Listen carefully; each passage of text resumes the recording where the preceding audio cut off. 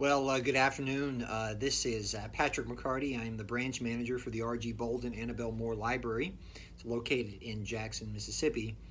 And I'm here to present a very special program, a very educational and informative program on United States presidential elections throughout our nation's history from 1788 until the present.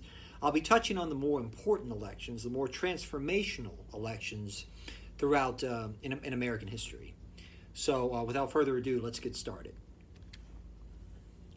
The first presidential election occurred in 1788, 1789, and of course this was the election that gave us George Washington, the father of our country, who was a great military hero during the American Revolution and who presided over the drafting of the Constitution in the president of that body in 1787, and a very, inspirational force, an important figure in our nation's history. He lived. He was born in 1732 in Virginia, which of course at that time was a British colony, as all 13 colonies were, and he passed away in December of 1799. He was president from 1789 until 1797. He was elected to 2 terms, and then he voluntarily stepped down, thus establishing the precedent of the 2-term rule as it pertains to the presidency. That, of course, was broken later by Franklin Roosevelt in 1940. And after that, subsequent to Roosevelt, we've since had a constitutional amendment ensuring that the president only serves 2 terms. And but his vice president was John Adams, who would succeed him in 1797. And Washington was not affiliated with any political party. He was not a Federalist. The Federalist and Republican parties, or Democratic Republican parties, didn't exist at this point. So he was unaffiliated. He was himself. He was an independent, if you will. But throughout into his administration, you would see the factionalization of American politics into these 2 camps: the Hamiltonian Federalist. And by the way, Alexander Hamilton was his Treasury Secretary, America's first Treasury Secretary, a very brilliant man, an innovative man with great foresight and a certain vision of America that was in direct conflict with that of Thomas Jefferson, who was America's Secretary of State during the Washington administration. And Jefferson and his followers, his cohorts, would establish what became the Democratic Republican Party. And so the 1788 election, of course, is a critical election and a crucial election because it's our nation's first. And it sort of inaugurated not only our first president, but a lot of firsts in our young country's history. But a very important election, 1788, that gave us General George Washington as president. Okay, the election of 1800, also known as the Revolution of 1800, this is what gave us, Thomas Jefferson and the rise of his Democratic Republican Party. You had Adams, who was elected in 1796 as Washington's heir apparent, as Washington's successor.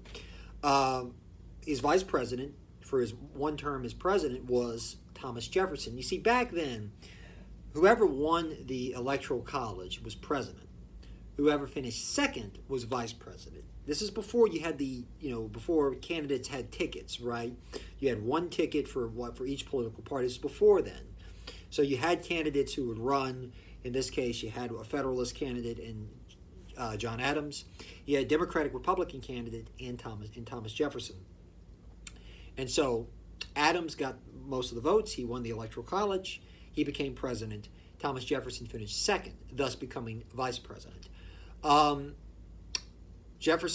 was not particularly popular throughout his term in office. The Alien and Sedition Acts of 1798. He alienated many members of his Federalist Party. The hardcore sort of rigid Hamiltonians within the Federalist Party were very obviously very instrumental in the party. Did not particularly care for John Adams, and there was great friction between Adams and Hamilton, and a number of members of within the Hamiltonian faction of the Federalist Party, and so that gave way to Thomas Jefferson, and the rise of the Democratic Republicans and the Revolution of 1800. And so this was the first time you saw a peaceful transition of power from one political party to another on March the 4th of 1801, when Jefferson was inaugurated. Back then, presidents were inaugurated on March the 4th. Now, of course, ever since 1937, it's been January 20th. 1937 was Roosevelt's second inaugural, by the way. But we will get into that period of time, throughout later in the discussion. So we go from the election of 1800 to the Revolution of 1800, and this period lasted for about 25 years or so. The Federalist Party eventually died out due to their opposition, really principally to the War of 1812, but they were already a very weak force at that point, especially as America began to push further and further into the West.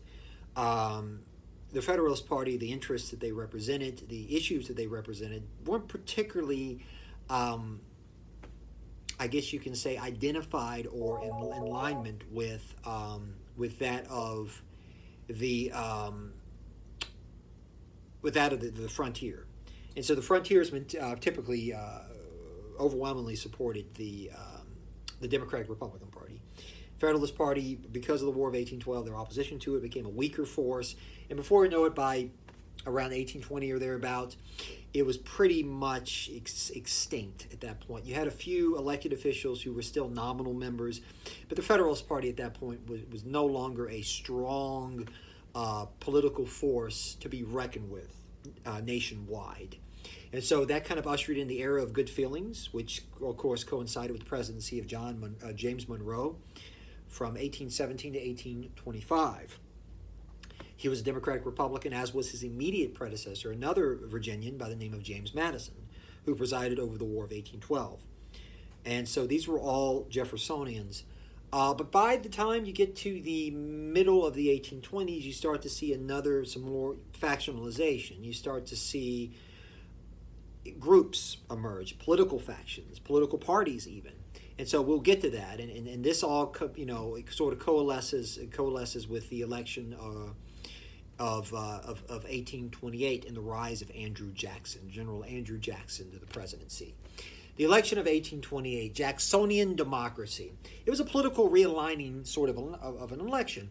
But if you have to go back 4 years prior to the election of 1824, in which Jackson actually won the popular vote, but because of a corrupt bargain, as it was called, between John Quincy Adams, who was the son of John Adams, and Henry Clay of Kentucky, who was Speaker of the House, Clay set it up where he would throw enough support in the direction, because Jackson had the majority votes, but he didn't win the Electoral College. And so it went to the House of Representatives. Clay was able to persuade enough members of his political organization, his faction, if you will, to support John Quincy Adams, thus allowing him to become president, and thus allowing John Quincy Adams to appoint Henry Clay as his Secretary of State. Now, why is that important, Secretary of State? It's important because back then, Secretary of State was the stepping stone to the presidency. The Vice President, not so much. You had Adams, who became Washington's heir apparent, successor as president, but James Madison was Secretary of State under Jefferson. Monroe was Secretary of State under Madison. And of course, Jefferson was Secretary of State under Washington. So you see this trend emerge, right? And so Adams appeared to be the heir apparent, right, as the successor to James Monroe. And he was certainly well equipped to be just that. Brilliant man in many respects, but was, like his father before him, some 25 years prior, was not really able to appeal to the common man. And America was becoming a more rustic nation, a less genteel nation, a more independent nation, a more, I think, identifiably American nation. And John Quincy Adams never could really appeal to the American people on a mass level. He had his followers, of course. He had his supporters, but compared to the popular war general that we will discuss here in a few minutes, Andrew Jackson, he just really didn't have much appeal. Very important figure, very critical and crucial figure who did much good, obviously, for our nation and our nation's history. But as president, he didn't, most historians would concede that he didn't have a very successful presidency. Now, this brings us to Andrew Jackson. He was elected in 1828. He ran again in 1828. It was a rematch between he and John Quincy Adams. This time Jackson won. He became president, and you saw the rise of the Jacksonians, the rise of the Democratic Party. The oldest continuous political party in our nation is the Democratic Party. It can be traced back to Andrew Jackson and his eventual vice president, Martin Van Buren of New York. Van Buren was not his initial vice president. That was John C. Calhoun of South Carolina, who Jackson had actually inherited from John Quincy Adams. Believe it or not, Calhoun was president under two administrations. Not just Jackson, as I mentioned, but his immediate predecessor, John Quincy Adams. So he was a holdover, but he was eventually replaced because Calhoun and Jackson did not particularly get along or see eye to eye on a number of critical issues. And so Jackson nominated Martin Van Buren as his running mate, or selected Martin Van Buren as his running mate in 1832, and Van Buren became vice president. And Van Buren and Jackson, particularly Van Buren was the real mover and shaker. He was the real political party organizer that really created the Democratic Party. And with Jackson as the face, if you will, as the identifiable figure in the Democratic Party, who many people revered and loved. But because of Jackson's divisiveness, because of his being such a lightning rod figure and a very provocative figure, he had his detractors. He had those who did not like him, who vehemently did not like him. And because of that, you saw a rise of the rise of what would become known as the Whig Party. This was around 1833 or thereabout. It was after the 1832 election. Jackson was easily reelected against his rival Henry Clay of Kentucky. And Henry Clay and his followers were able to establish a political force, a political party called the Whig Party. Now, what did the Whig Party represent? What did they believe in? What did they espouse? What did they endorse? Well, it was a mixed bag, really, to be honest. It's really hard to identify the Whig Party as really representing certain clear and coherent policies, right? You had Whigs in the South, for example, who were states' rightists, who believed in a extremely weak central government, an extremely weak executive. They didn't like Andrew Jackson because Andrew Jackson was a strong executive, even though he believed, or he tended to believe, in a weaker centralized government. He did believe in the power of the presidency, which a lot of Southern Whigs, as they would become known as, states' rightist Whigs, did not particularly care for, to say the least. And then you had another contingent of Whigs who were your, national Republican, almost latter-day Hamiltonian Whigs, like Henry Clay, who believed in the old Hamiltonian agenda, the old Hamiltonian policies of protective tariffs, internal improvements, infrastructure projects, canals, bridges, railroads later, you name it. They believed that the federal government had a role to play, a critical role to play in developing the United States, particularly as we moved out west, out to the Mississippi River and beyond. They really believed in a strong central government, and they believed in loose construction when it came to the reading of the Constitution. They were not strict constructionists, as Jackson and Jefferson were. They believed in loose constructionism and implied powers. So if the Constitution doesn't say that something is doesn't say that it can't be done, then it can be done. I mean, it's kind of a different sort of a dichotomy to that of strict constructionists who believe it has to be in the Constitution. Specifically, it has to be in the Constitution or else it's unconstitutional. So different reading. And this is kind of where you get, the origins of American jurisprudence, from this division between, the strict constructionists and the loose constructionists. And this carries on all through, until the present, really. Okay, now, the Whigs weren't as successful as a political force as the did see some Whig presidents elected. However, you saw your first Whig president elected in 1840, war hero William Henry Harrison, old Tippecanoe, who only lasted about a month in office.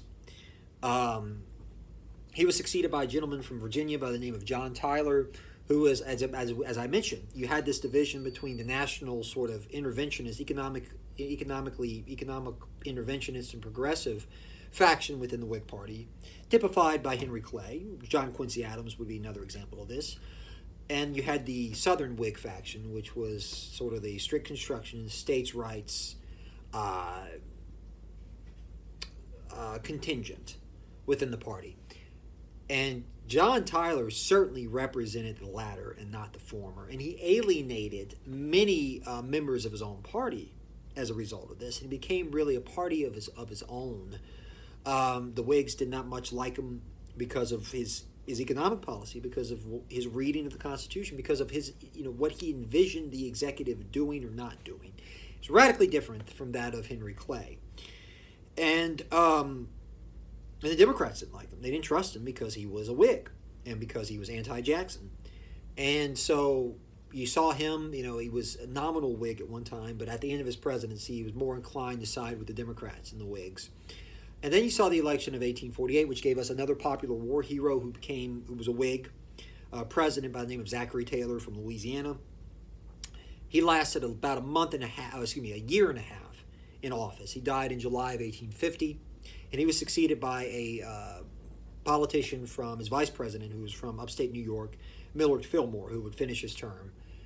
But by 1852, the Whigs ran a candidate by the name of Winfield Scott, who was another war hero. He lost handedly to Franklin Pierce, Democrat Franklin Pierce of New Hampshire.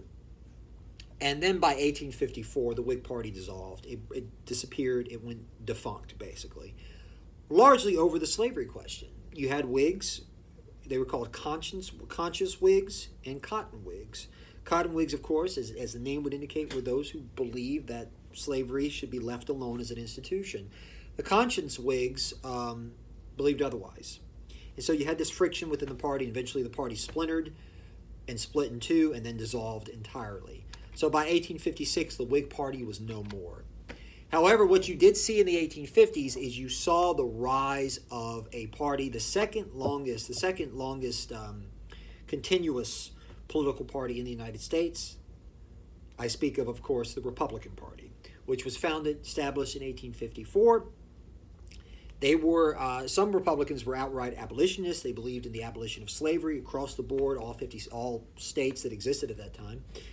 And but you had another contingent that believed that slavery could be left alone in the pre-existing states, but they were against the expansion of slavery into the territories. Abraham Lincoln, who would be the first Republican president, typified this line of thought, if you will, this reasoning, and this faction of the party. The Republicans would run their first candidate in 1856, who was ironically a Southerner, even though he was from California. That was the state that he represented. Very interesting figure by the name of John C. Fremont. He was born in Savannah, Georgia, but then he was called the Pathfinder. He was an explorer who made his way to California, an adventurer, if you will. Very interesting figure in our nation's history, very much worth studying. And he was the first nominee of the Republican Party. In the 1856 election, you pretty much had a three-way race between the Republican Fremont, the Democratic candidate, James Buchanan, who was a long sort of activist and politician, a mover and shaker within the Democratic Party. He was from Pennsylvania. And you had former President Millard Fillmore, who ran on the American Party ticket. Now, the American Party was a political force, a political party that did not have a lot of staying power, but they were fairly influential throughout most of the 1850s. What did the American Party believe? Well, they were anti-immigrant. They were nativist. They were very much against Catholic immigration, principally Irish Catholic immigration, but German Catholic immigration as well. And of course, this was during the time where you had a lot of Irish immigrants come over because of the potato famine, because of the potato blight of 1845 to about 1850, 1852. So you had a lot of Irish Catholics come over. And you had a lot of German Catholics come over who were refugees from the 1848 revolutions in Europe. So as a result of this, you had this massive movement of peoples from Europe to the United States who were Catholic, and Catholicism really was not it was not as firmly entrenched in American society as it is now. It was almost looked at as a foreign religion, a foreign ideology, if you will, and there was much resistance against this. And the American Party typified this resistance to a great extent, massive extent.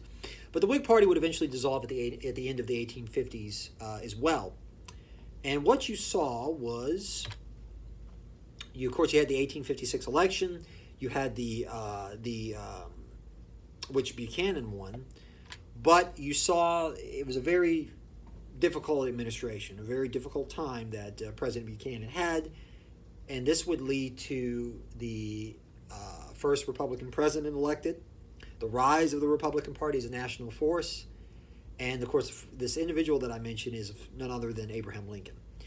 Lincoln was a little-known figure from Illinois prior to 1858. He served one term in the United States Congress in the 1840s when James K. Polk was president.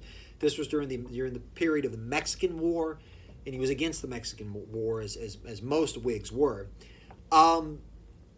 And so he was nominated kind of as a compromise candidate, but what really put him on the political landscape, the political map, was his debate with Stephen A. Douglas, the Democratic senator from Illinois. That's what kind of brought him into the mainstream, and people started to really get to know him, or he became more of a household name, if you will. He was not anti-slavery in terms of being an abolitionist, getting rid of slavery across the board. He didn't think or believe that there was that the Constitution did not give the chief executive that authority, that right. However, he was very fervent in his opposition to slavery into the territories, i.e. Kansas, for example. And so he stuck to that point. He stuck to that line, and he was nominated by the Republican Party, and he ran. It was essentially in the 1860 election. It was very interesting because you had four candidates.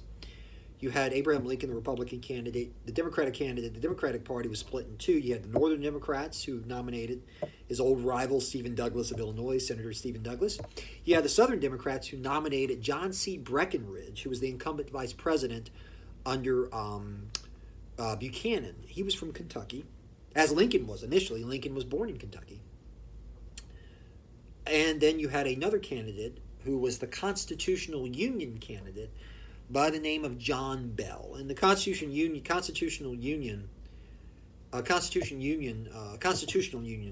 party pretty much consisted of old, disaffected Southern Whigs, among others, who believed in the old Whig agenda, the old Whig platform. They viewed the Republican Party as being too radical, and they didn't particularly care for the Democratic Party either. So what you saw a four-way race between the aforementioned candidates, and Lincoln came on top, albeit with under 40% of the vote. And as a result of that, the South, already extremely skeptical of Lincoln did not appear on the ballot in any of the Southern states because of their skepticism of Lincoln and the new political force that is the Republican Party, or that was the Republican Party. They seceded from the Union.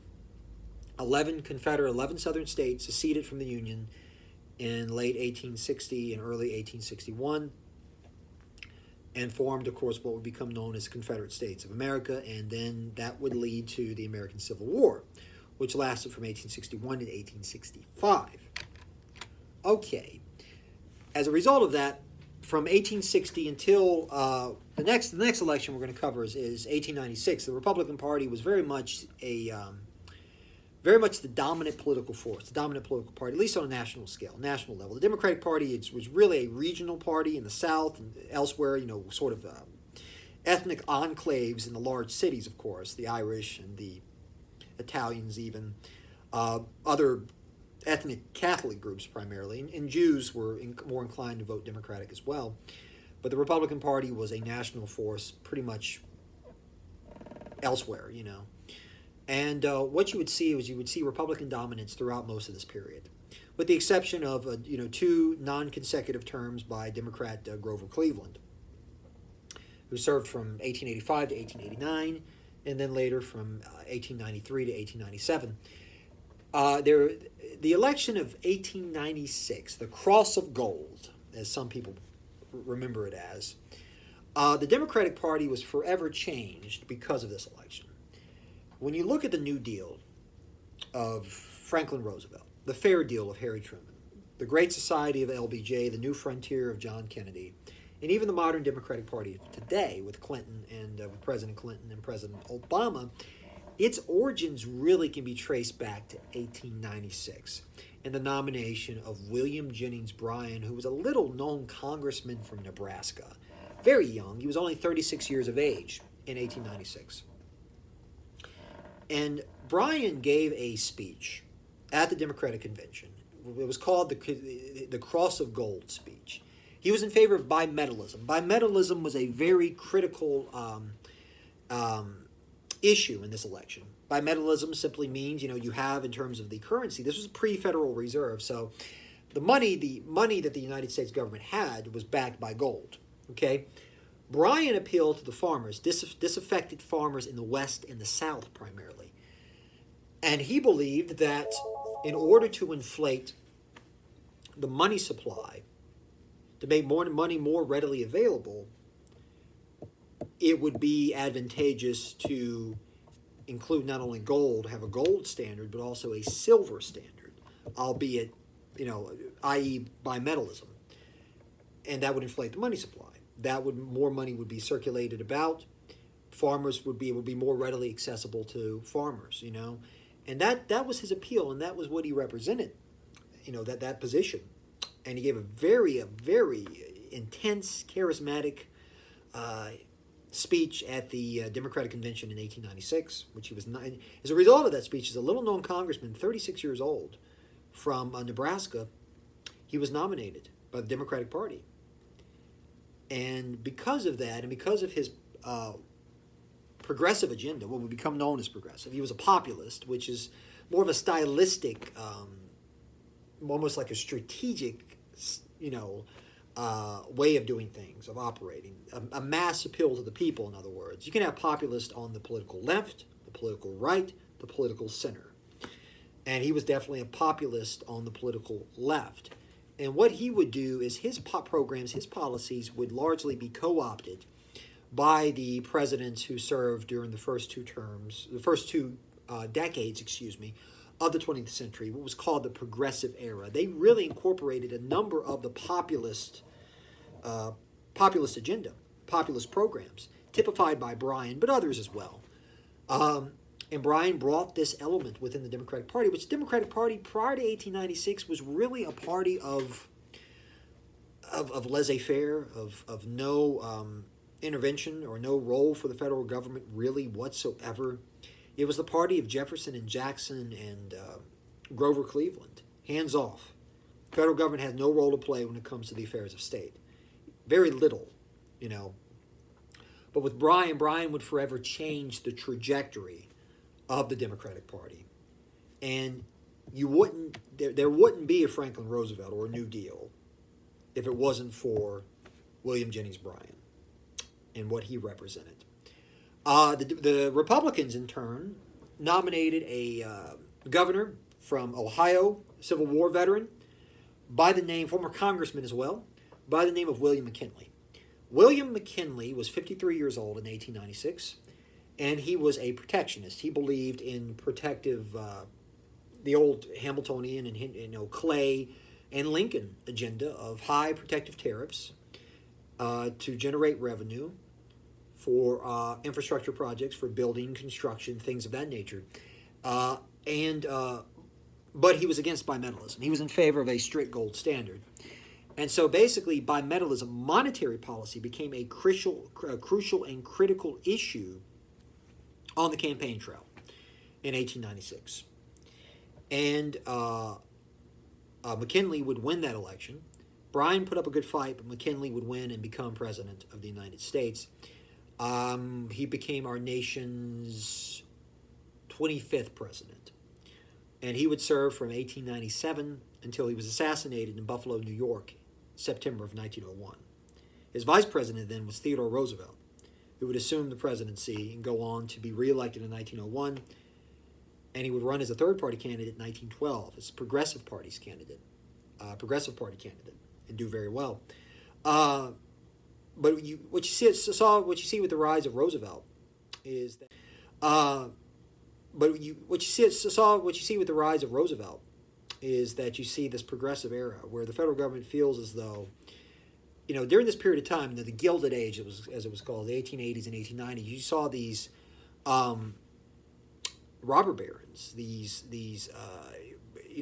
extremely wealthy men, the Rockefellers, the Carnegies, the Morgans, the Fricks, the Mellons, etc., who accumulated these vast sums of wealth. And Theodore Roosevelt believed that these trusts, these corporations, as they would now be called, needed to be broken up. And he was called a trust buster for doing it. And he was very effective. Even though, ironically, his successor, who's usually was considered and still is considered to be more conservative, William Howard Taft, who was not really considered to be one of our more effective presidents, in 4 years busted more trusts than TR did in nearly 8 years as president. So there's a very interesting fact. And then you would see, of course, the presidency of Woodrow Wilson, sort of a continuation of the progressive agenda, but coming from a Democrat instead of a Republican. And then you saw a period of conservatism. Some would say a period of reaction in the 1920s, return to normalcy. As Warren Harding, who was a little-known senator from Ohio, was elected president, he would die in office in 1923. Very pro-business, pro-tax cuts, pro-balanced budgets, etc. And you would see kind of the origins of the modern Republican Party in the 1920s Republican presidents, particularly Harding and Coolidge, Hoover to some extent too. And you would see Harding and the Harding administration, which was considered very corrupt. And he would pass away in 1923, August of 1923. And he was succeeded by Calvin Coolidge, who was a very honest, believe it or not, extremely honest individual. And a very, his policies were very much like that of, very similar to Harding. But I think with Harding and Coolidge, particularly Coolidge, you could see the origins of Reaganomics, the origins of modern day conservatism, as I mentioned. And the economy was booming in the 1920s. Industry was booming. Things were going great. It appeared as so. Of course, if you look closer, the macro picture looked great, but the micro picture, not so much. Farmers were struggling as they were for many decades, and you really started to see insolvency in the banking system. It was really shaky, and you could see that there might be some trouble ahead. Herbert Hoover was elected president in 1928 over his opponent Al Smith, who was the first Catholic candidate nominated by one of the two major political parties, and that went against him, unfortunately. We would later see John F. Kennedy elected in 1960 as our first, and only to this day, unless Biden is elected. Biden will be the second Catholic president that the United States has had. But to this day, Kennedy is the only Catholic president our country has had. And Hoover, because of the economic prosperity of the Republican administrations in the 1920s, because of, I guess you can say, the handicaps of Al Smith, considering that he was considered an ethnic Catholic politician of Tammany Hall from New York, there was a certain stigma attached to him by quite a bit of the electorate. And he lost decisively. Hoover won the election in very decisive fashion. But a year later, the stock market would crash in October of 1929, and the Great Depression would begin and intensify, particularly throughout 1932 and 33. And by the time we get around to the election of 1932, a quarter of the workforce is estimated. About 25% of the American workforce were unemployed. And so this leads us to the next realigning election, the 1932 presidential election, which was the rise of Franklin Roosevelt, the rise of the New Deal coalition. So 1932, a New Deal for America. The Republican Party was mainly in power from 1897 to 1933. The only exception is the 2 terms of Democratic President Woodrow Wilson. Of course, I mentioned the stock market crash in 29 and the subsequent depression that would follow. And Roosevelt would win a historic landslide in 1932, soundly defeating Herbert Hoover, ushering in a more activist approach, a more activist vision of what the federal government could and should do.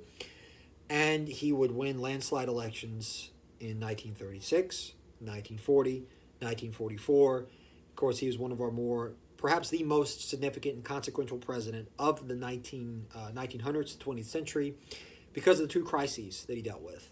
The crisis of the Great Depression, and then the crisis of war, World War II. And he was elected to 4 terms, as I mentioned, but he was unable to finish his 4th term. He would die in office in April 12th, 1945, in Warm Springs, Georgia. His vice president was a little-known senator, from Missouri, by the name of Harry Truman, who would ascend to the presidency. Truman would continue the Roosevelt policy, both foreign and domestic. And Truman's domestic policy would become known as the Fair Deal. And it was even more liberal, if you will, more progressive than that of Franklin Roosevelt's New Deal. And Truman was certainly a consequential figure in his own right. And what you saw during this coalition, by this period of time, is you saw a Democratic dominance on the national level. The only exception was the 2 terms of Dwight Eisenhower in the 1950s. He was a popular World War II hero, of course, the hero of D-Day, Operation Overlord, very revered figure. Actually, both parties were trying to recruit him to run for president, both the Democratic and Republican parties. And in 1952, he announced that he was a Republican and that he was running for president, and he was elected in a landslide against Illinois Governor Adlai Stevenson. And then they would have a rematch in 1956, which would result in another landslide victory for Ike. And this would lead us to the 1960 election, which would pit Ike's heir apparent, the vice president at the time, Richard Nixon, California, and John F. Kennedy of Massachusetts. Kennedy would win a very slim election. They essentially agreed on everything, foreign and domestic policy. There was very little that they disagreed on, and for a long time they happened to be friends while they were colleagues in the Senate and then in Congress. But Kennedy won and was president, of course, became president, and our nation's first Catholic president, and only Catholic president to this day. Of course, Kennedy was tragically assassinated in Dallas, Texas, on November the 22nd, 1963, and he was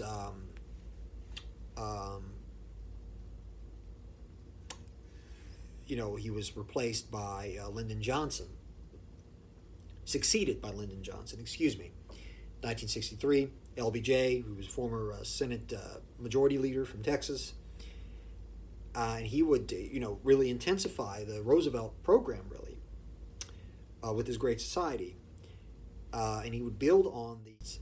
Kennedy would win a very slim election. They essentially agreed on everything, foreign and domestic policy. There was very little that they disagreed on, and for a long time they happened to be friends while they were colleagues in the Senate and then in Congress.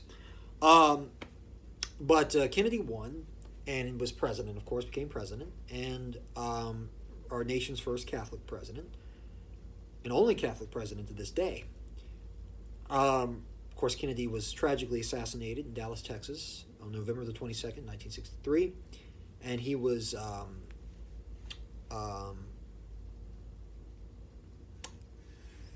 he was replaced by Lyndon Johnson, succeeded by Lyndon Johnson, 1963, LBJ, who was former Senate Majority Leader from Texas, and he would, really intensify the Roosevelt program, really, with his Great Society, and he would build on the New Deal of Roosevelt and the Fair Deal of Truman and the New Frontier of Kennedy with his Great Society program.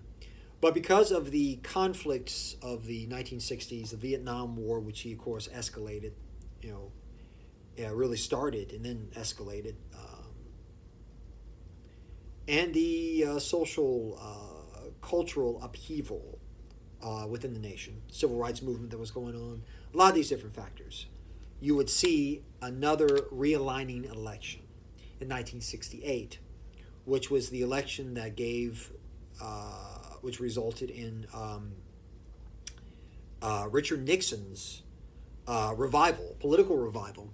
It seemed as though Nixon was a spent force, that his political career was over with.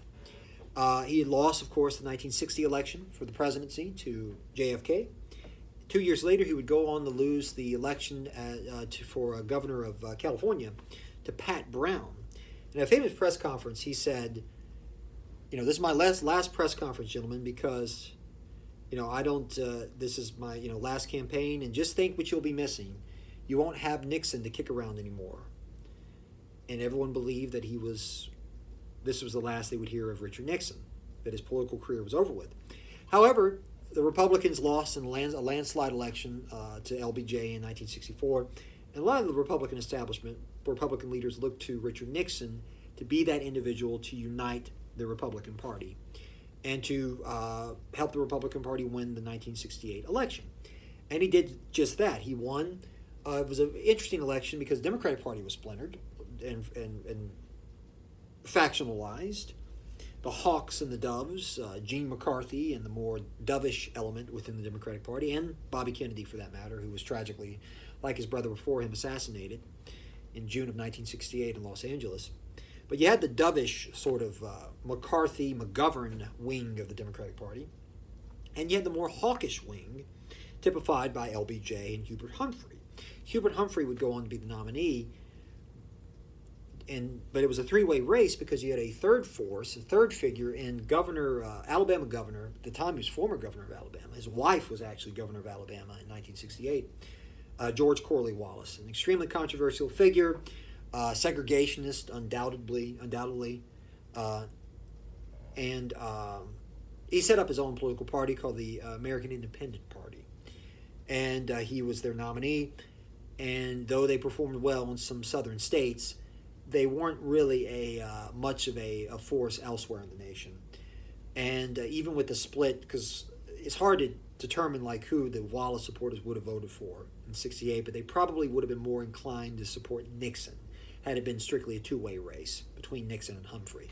So Nixon would become president, and Nixon was able to put together a conservative and populist coalition that united, Southern conservatives, white conservatives, Southern whites who prior to that were Democrats primarily, and white ethnic voters in the North. And he was able to put together these two forces under the Republican umbrella by appealing to moral, social, and cultural issues: drugs, abortion, busing, prayer in school, these kind of issues. And he was very successful in capitalizing on this. And the Republican Party would be very successful in capitalizing on these various issues. And this would lead to the rise of the conservative coalition, the rise of modern day conservatism, typified by that of Ronald Reagan in the 1980s. And Ronald Reagan would win a landslide election in 1980 over the incumbent President Jimmy Carter, and really set the stage for, like I said, a Republican or conservative ascendancy throughout the 80s, 90s, and into the 2000s even. Arguably to this day, you can make that argument. And what you would see, when you saw the Republican Party be very strong on the national level, on the federal level, but in the 1990s you would see more of a Republican Party becoming more of a force on the local and state level.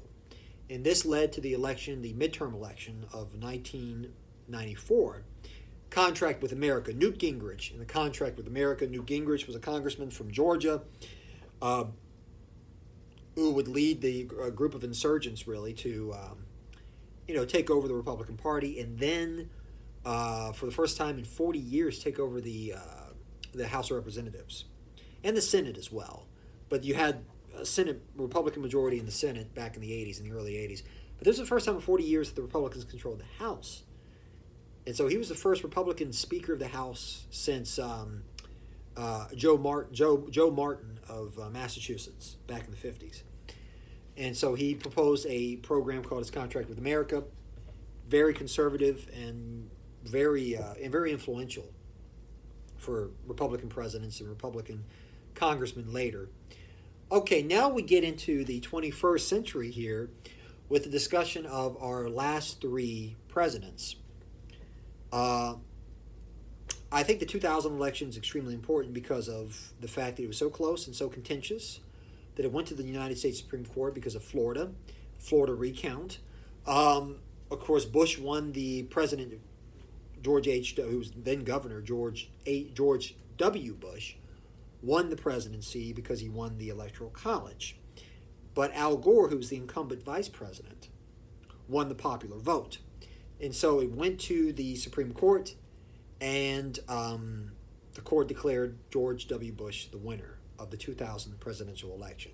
And so he won. He became our nation's 43rd president. And from there, you would see him being reelected in 2004 against John Kerry of Massachusetts in a very slim, very close election. And then in 2008, you would see the rise of Senator Barack Obama of Illinois, and him being the nominee of the Democratic Party, going on to run against John McCain of Arizona, and Obama would win in a fairly decisive fashion against McCain, and would go on to become, of course, our nation's first African-American president. And he would serve, of course, 2 terms. He would win re-election in 2012 against former governor of Massachusetts, now senator from Utah, Mitt Romney. And he would then go on to serve a 2nd term, as I mentioned. And this leads us to the very, how to put it, a controversial, but certainly interesting, presidential election of 2016. So what you saw, of course, in 2016 is you saw the Republicans nominating an individual who had no political experience in Donald Trump. Businessman, entertainer, celebrity, you name it, but no political experience. Came out of nowhere, and he won the Republican nomination, and he ran against Hillary Clinton, who was former Secretary of State under President Obama, former senator from New York, of course, First Lady when her husband Bill Clinton was president, and so Hillary would win the popular vote. Secretary Clinton would win the popular vote, but Mr. Trump would win the Electoral College, very similar to 2000, thus becoming president of the United States. And so this leads us to this year's election, 2020. We have Trump versus Biden. We have President Trump versus Vice President Biden, who, of course, was Obama's vice president, President Obama's vice president. And it's, of course, the Biden's running mate is California Senator Kamala Harris. And, of course, Trump is the vice president, is Mike Pence. So it's Trump and Pence versus Biden and Harris. Now, as far as this election is concerned, I think it's going to be tight. It's going to be close. There's really no way to really project what the outcome is going to be. It's extremely difficult. None of us know for sure. Some important issues to remember, of course, going into this election. Of course, coronavirus is hovering above everything else, but also social justice related issues dealing with the tragic deaths of George Floyd, Breonna Taylor, among others, and everything that has followed since then, or as a result of it. The economy is always an important issue, always a pertinent issue. The environmental degradation is extremely critical and extremely important. And I think the SCOTUS appointments too, most in particular the appointment of Amy Coney Barrett to the United States Supreme Court.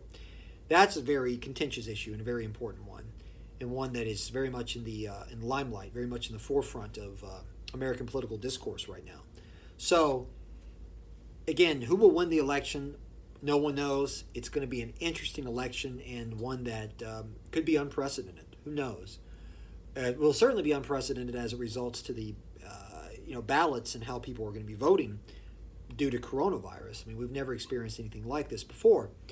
But I would just encourage you, while at the end of this lecture, I'm about to finish this presentation, to, if you're able to vote, if you're eligible to vote, please do. it's your duty and it's your right to participate in the electoral process, to really make sure that your voice is heard. Even if you don't particularly care for any of the candidates, it's still important to vote. It's still important to exercise your right as an American, and because it's very delicate. It's a right that we could lose any time now, and many of us take it for granted. So I strongly encourage you to think about if you've yet to register, please think about registering, and go out and vote on November the 3rd. Please do. It's also important, also critical. So I just want to encourage you to do that.